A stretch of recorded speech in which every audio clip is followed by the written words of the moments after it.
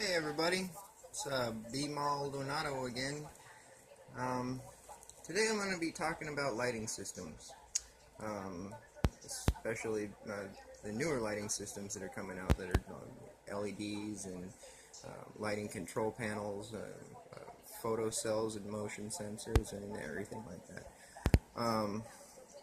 The first thing I want to talk about is the lighting control panel, as it confuses a lot of people. A lot of people get really confused by the switch leg and the constant, because basically with the lighting control panel you need a constant coming out of the thing.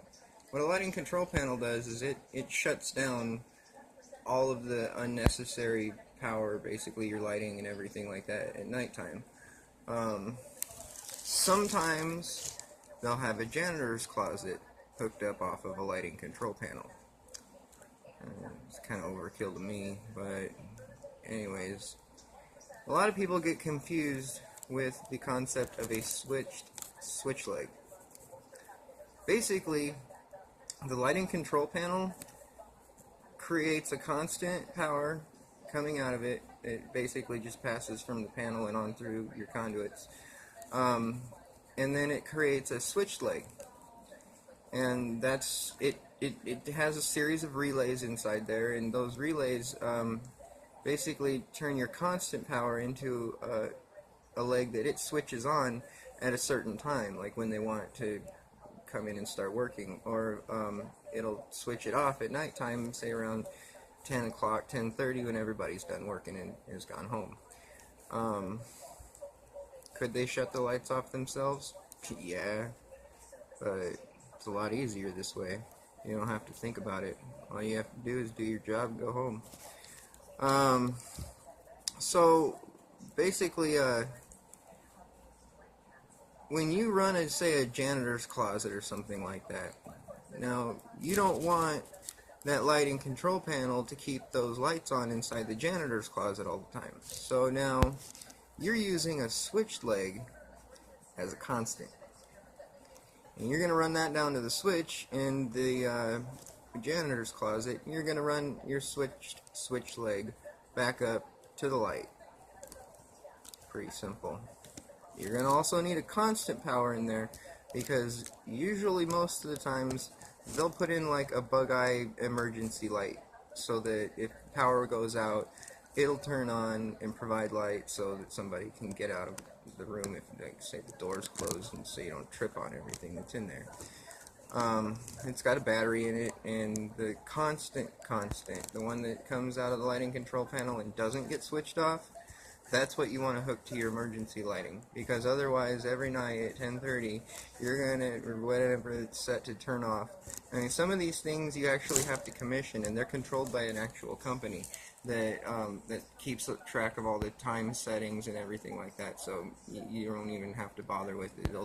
They'll change the times of everything for daylight savings time and all that. It's actually pretty cool. Most of the time they use that for the lighting around the outside of the building, and that's the owner.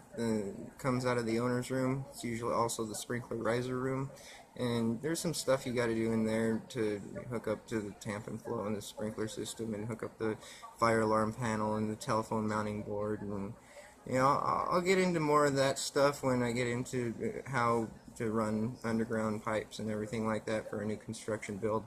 But so what you're going to do is you're actually going to mount a can above where the lighting control panel is, say like 15 feet in the air, and you're going to want to run a conduit from your lighting control panel, or a series of conduits actually. I mean, it depends on how many circuits you have going through there. If you've got a really big place that you're dealing with, then you're going to want to run quite a few pipes, or one large pipe down to your lighting control panel.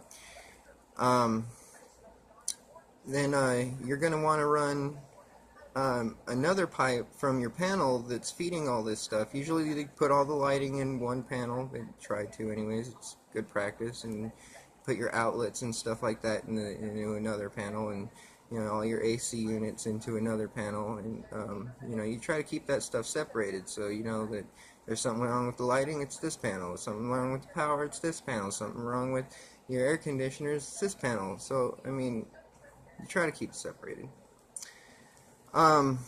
So you're going to run a circuit, you're going to run a conduit up from your panel and into that can up above. You're not going to just join the lighting control panel to your breaker panel. You can't do that. You can't run a circuit less than, I'm going to say 15-20 feet from where it's going to be. There's something to do with the breaker tripping and stuff like that. You need some distance in between your breaker and what it is that you're powering up. You're going to need one circuit to come over to power the transformer that runs the logic controls in the lighting control panel. You're going to need to ground the lighting control panel with your ground wire that you bring in there. And you're going to want to hook your circuit to the transformer. You want to pay attention to what you're landing it to, because a lot of these things are made to be powered by either 120 volts or 277 volts. And then they also have a contact terminal for the common. I have seen somebody before hook 277 to the 277 contact and common to the 120 volt contact, and they blew up the transformer. Dumb. So make sure you pay attention to that kind of stuff. Now, the circuits that you bring into your lighting control panel from your breaker panel, the neutral wire has to come in through the same conduit as the circuit that's being brought into the panel. If you don't do that, then it could heat up or something like that. Like say, if you thought you could just bring in a bunch of neutrals in one conduit and then just bring all of your hot leads in through another one, you can't do that. It'll cause a problem, and it could even start a fire. So you want to bring through your neutral with the circuits that are connected with that neutral through the same conduit. It's rule of thumb. That's the way you do it. And it's the same with everything. You never run a neutral through a separate conduit than your power wires. You don't. And I usually don't like to go any more than, say, 4 circuits in a 3/4 inch conduit. It makes it, if you go any more than that, a lot of times it makes it hard to pull depending on how the pipe was run. Some people can run pipe really well and things pull really smoothly. Other people put all kinds of bends and things in place, and it makes it hard to get things through. And so plus at the same point, if you only run 4 circuits, it makes it easier later on if you wanted to add more to it. But so you want to run a conduit for every 4 circuits, say. It's better just to have 3 in a neutral and a ground, or actually it's even better to have dedicated neutrals. If you don't have dedicated neutrals, you better have handle ties on those breakers that are between them, because if you're working on a circuit and you turn your circuit off and you think it's off, well, there's other circuits that are running through that same neutral, and now all of a sudden you break the neutral thinking you're safe because the power's off to that circuit, but it's being shared with other stuff. So as soon as you break that neutral apart, now in your hands you have a hot wire and a neutral wire, and if you touch those, you're going to get zapped because you put yourself in between the circuit. That's the way it is. That's how electricity works. Never be the ground. Never ever be the ground. You're going to come into the lighting control panel with your circuits. You've already brought in the one to power the lighting control panel, and now you're going to bring in all the circuits that you're going to run out to all of your lighting and whatever else that you want controlled by the lighting control panel. Sometimes people want outlets and stuff controlled because they'll have things plugged into them that would be constantly running if they didn't shut it down at night, so they hook up outlets to those things too. And so you're going to run it in, and you're going to land the constant to the first wire contact, and then you're going to run another constant to that same first contact, the top one on the relay. And then you're going to want to run a switch leg to the bottom contact. Always wrap a piece of tape around your switch leg. It's horrible when people just pull two wires in there and then all of a sudden you're like, well, which one's the constant and which one's, oh, I don't know. No, come on. Don't be like that. So anyways, a lot of people like to think, oh, well, this is where the emergency light's going to be, so this is the only place I'm going to bring my constant to. I found over and over again, just don't do that. I mean, just have some common sense and think. You know, sometimes things change and something has to move, and now all of a sudden, well, you don't have a constant in that box, and you need it there and not in the other box, or you might make a mistake and think that you're in the right box and you're not, and you know, there's a lot of things people try to do to avoid confusion. I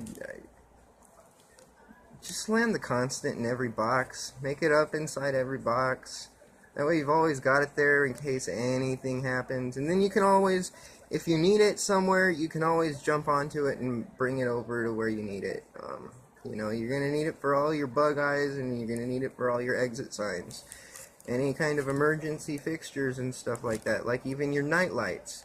Night lights are lights that stay on all the time, and even when all of the lights in the building are shut off, because you need a way to be able to come in and turn the lights on.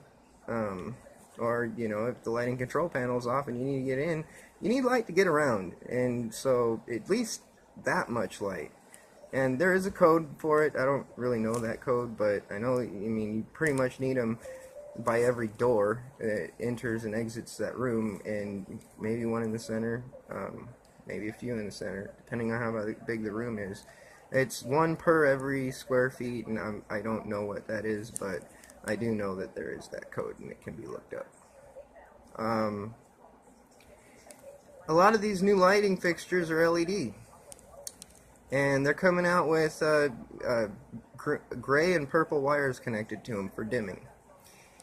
And you know what?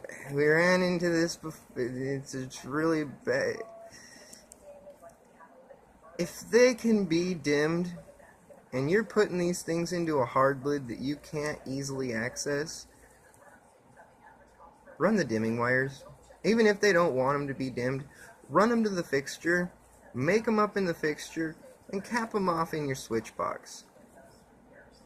That way, if they ever want to have them be dimmed later on because they find out finally that, oh hey, you know what? These LED lights are actually really a lot brighter than they thought they would be. Yeah, you're going to want to dim those things.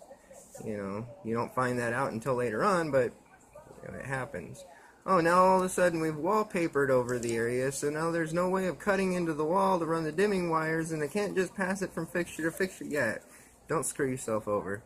Just run those wires. In the future, they want them to dim, you can do it easily. It's right there. A lot of these things are being controlled with power packs, with motion sensors, and even photocells.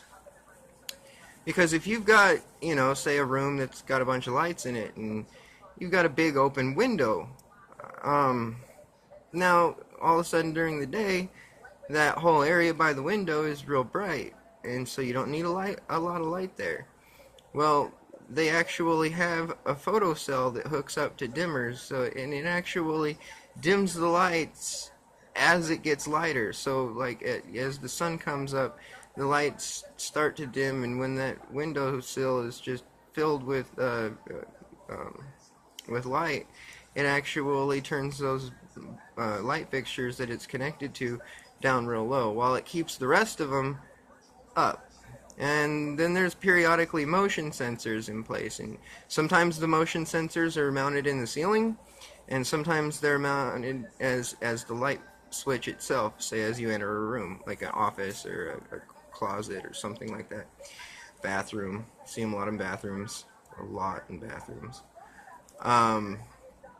what you basically, these things are being connected with Cat5 data cables, and going through the RJ45 port, and basically they have a switch that operates off the Cat5. Um, so what you do is, it's real simple. You don't really have to think about it too much. You just start from the furthest point away from the switch. Like each switch can control so many power packs and motion sensors, zones. Basically, I mean, you can connect multiple power packs and motion sensors onto one zone if you wanted to, but it has so many switches, and those are your zones. And so you're going to basically take your Cat5 cable, and you're going to connect each motion sensor in a big long series line all the way back to your switch. You're going to plug in our last RJ45 connector. There's 2 connection points in each one of the motion sensors and each one of the power packs. And so you're going to plug it into your first one, you're going to run a Cat5 over to the next one, and you're going to plug it in, and you're going to plug another one into it and run it to the next motion sensor. You're going to basically just make a daisy chain all the way to your switch. You're going to drop that Cat5 down your conduit into your switch box. You're just going to plug it into the switch. Then you're going to do the same thing with all your power packs. You're just going to connect them in a line. And you want to kind of, I mean, follow the same path. You know, you've got a motion sensor here for a power pack that's nearby it. You run it in that same direction. I mean, it doesn't matter. You can run it in any direction you want. They'll all talk to the right way, and you can actually program the different power packs and motion sensors for their zone. And you push a button like 4 times or something like that, and then a light starts to blink, and then you push the button so many times for what switch you want, and then it sets it, and then you can test it. And you can set them to be, you know, some of these switches are 2-button switches, some are 4, some are 6, some are 8. It really all depends on how much you want to load into one switch box, and I mean, where you want to control it all from, you know. So you want to control everything from one point, so you have to walk to this one point to switch everything on, or do you want to be able to activate this area while you're there, that area while you're there, you know. It really all depends on preference. So anyways, once you connect all those things together with the Cat5, well, when you mount them into your box, you knock a knockout, and it's a 1/2-inch knockout, usually, depending on what you're putting in there. But and you stick the power pack into the box, and you put the lock ring on it and connect it in, and you've got your wire connections inside there. You're gonna have a black, a white, a red, and a green. Sometimes it doesn't have the green, but ground the box. Always ground your box. So you're going to connect the neutral, you're white to white. Your switch leg is going to connect to the black, and your constant is going to connect to the red, usually. Verify that before you go and do it, because some people build things differently than others. Always read the directions. Don't just throw those things away. Everyone hear it all the time. Oh, directions, what are you talking about? I throw that stuff away all in the first place. No, keep the directions, read them. I mean, there's pertinent information in there. Like setting those power packs and the motion sensors to their zones. That's in the directions, and it tells you how to do it. So, I mean, I didn't tell you exactly how to do it. The directions will. Yeah, it's pretty easy stuff, you know. You just connect that together, and then you whip your light fixture into the box, and then your output wires from your power pack hook to your light fixture, and as soon as that motion sensor turns that power pack turn on, it turns that light on. That easy. It's pretty simple. And you know, and same thing is you just connect that photo cell up, and then usually to your purple and gray wires, and then it'll dim them on its own based on how much light there is outside. I believe you have to run a circuit to that that photo cell when you run one of those circuits. That's kind of pretty much it.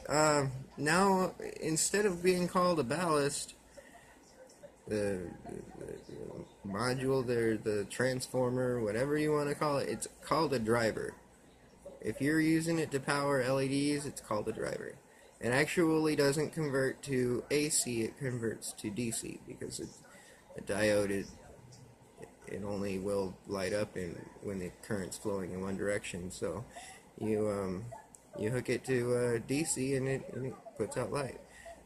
Whereas with fluorescent, you're using AC, and and now now that we've got LEDs, we don't have to deal with the hertz, the flashing of fluorescent bulbs. The reason why fluorescent bulbs have that flash to them is because of the hertz of the electricity. You always read on the back of the thing, it says 120 volts, 60 hertz, 50, 60 hertz.